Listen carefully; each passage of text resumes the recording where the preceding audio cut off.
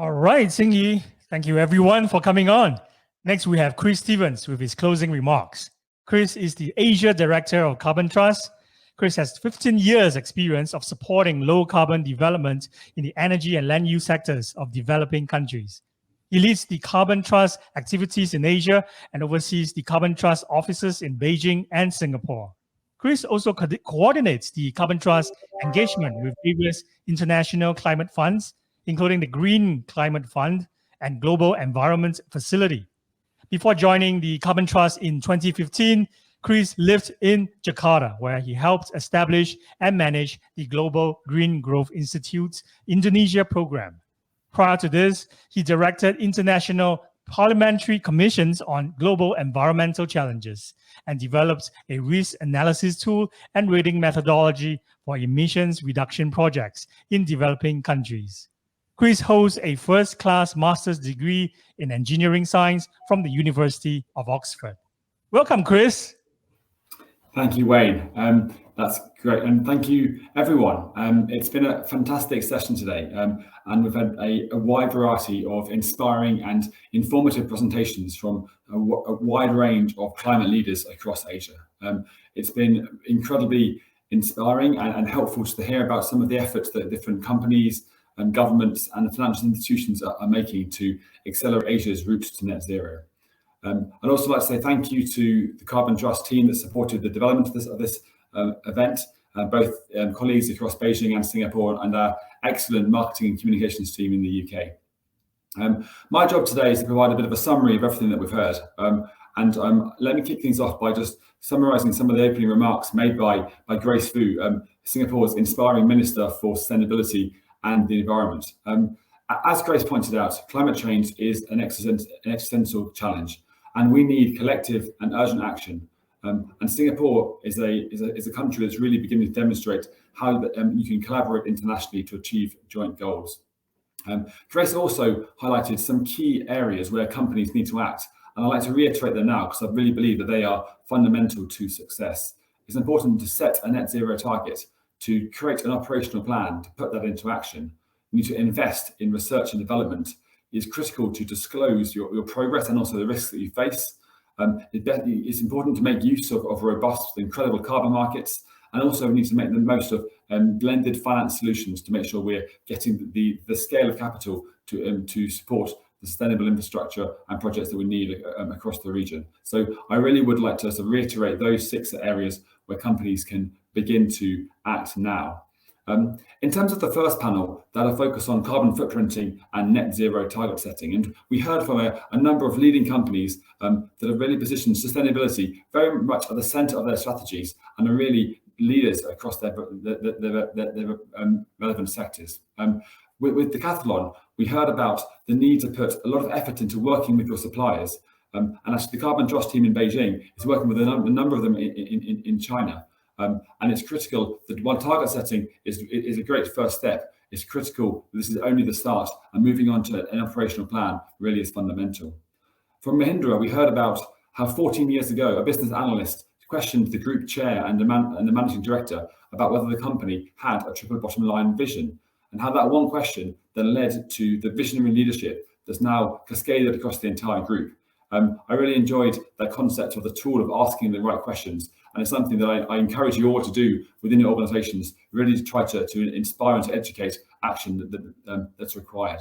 And in Vision, we heard from one of China's leading green technology pioneers with their vision for how wind plus storage can be the new coal, which is so fundamental for the region's decarbonisation.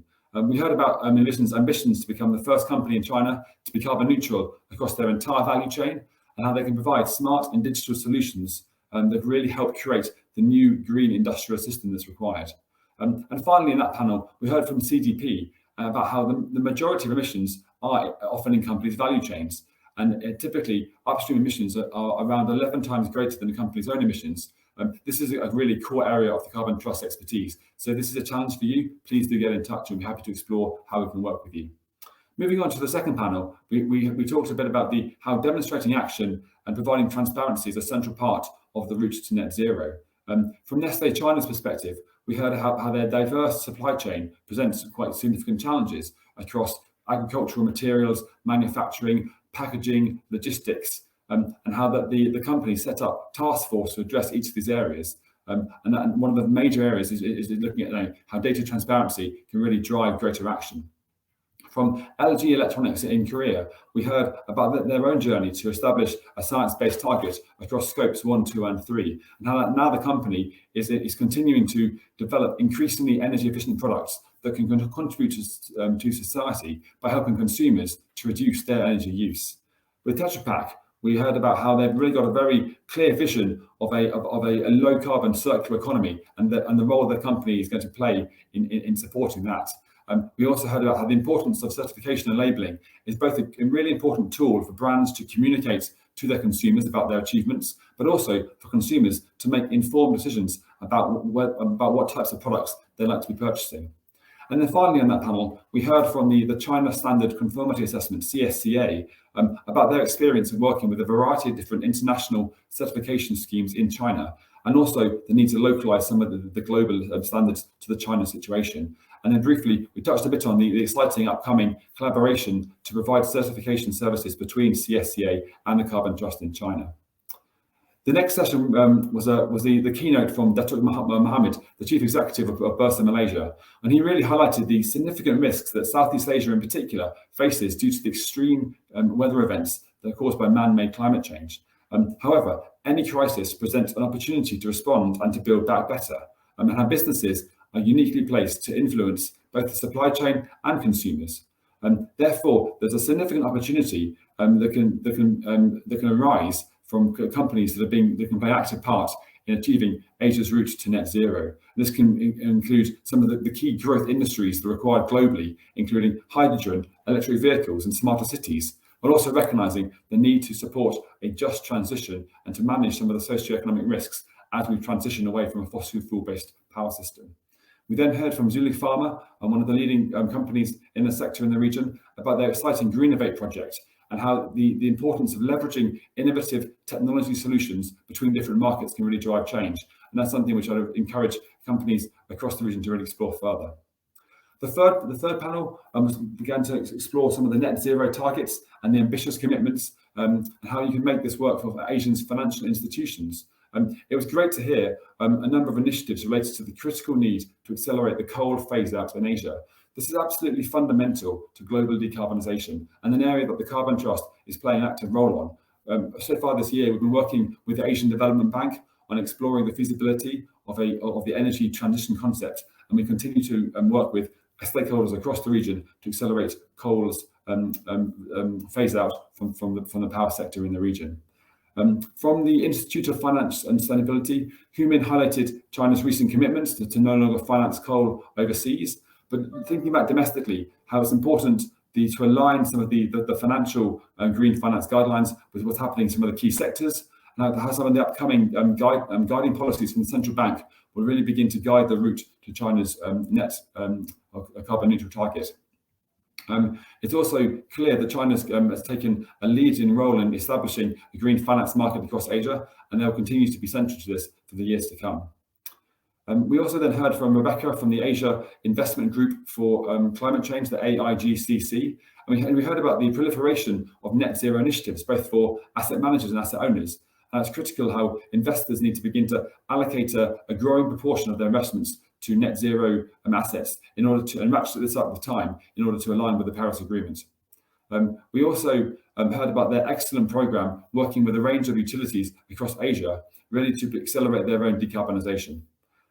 With Amundi, we heard about their growing role in being a really active engagement with a range of their both partner financial institutions and the companies they invest in, really beginning to help them address some of the key challenges related to climate change. And in particular, the climate change investment framework that develops with the Asian Infrastructure Investment Bank is a great example of how that engagement really can be structured and formalised and shared widely to inspire greater action. And then finally, on that panel, we heard from Kelvin from HSBC, who talks about how they plan to be the leading bank for supporting the transition, but how the reality in Asia is that many companies really are at a very early point in their own sustainability journeys, and banks can play a really leading role in helping to start and accelerate that journey, which is so fundamental. Kelvin also talked about how Asia's central role in the climate change challenge, both as the home of a majority of recent incremental emissions, but also as a region of high climate risk. So that's why it really does feel like the right place to be starting the Carbon Trust Route to Net Zero series events around COP26 coming up in a few weeks' time. Finally, just a comment on the poll that came through during the event, which asked the question, what's a realistic year for Asia to achieve net zero? Over 2/3 of you said this can be done by 2050 or earlier. So we're clearly amongst the group of optimists, as this achievement would require some increased ambition from some of Asia's key economies. However, based on the efforts that we've heard about today from a range of speakers, I really am a stubborn optimist to believe that this is possible, and there's a wide range of benefits and opportunities related to moving faster on this transition in Asia. We have a unique once-in-a-generation opportunity to face the risk of climate change head-on and to build a better future right now. The Carbon Trust is rapidly growing our capabilities in Asia, and we look forward to working with our clients and partners across the region to accelerate the route to net zero. Thank you again, and I look forward to speaking to you soon. Wayne, back to you. Thank you so much for joining us today, Chris. It's been such a joy, and we love your fantastic recap of the day and next steps for Carbon Trust Asia. So a big thank you to all our speakers for your valuable inputs, and to the Carbon Trust Asia team for providing your expert insights and moderating the lively discussions throughout the event. We also like to mention that the event is supported by the Race to Zero. We're excited to have you guys join us next time on our Route to Net Zero live event series. Find out more via our website, www.carbontrust.com. Until then, we hope you guys are starting to collaborate and taking action in your organization. Have a fantastic week. We'll see you very soon.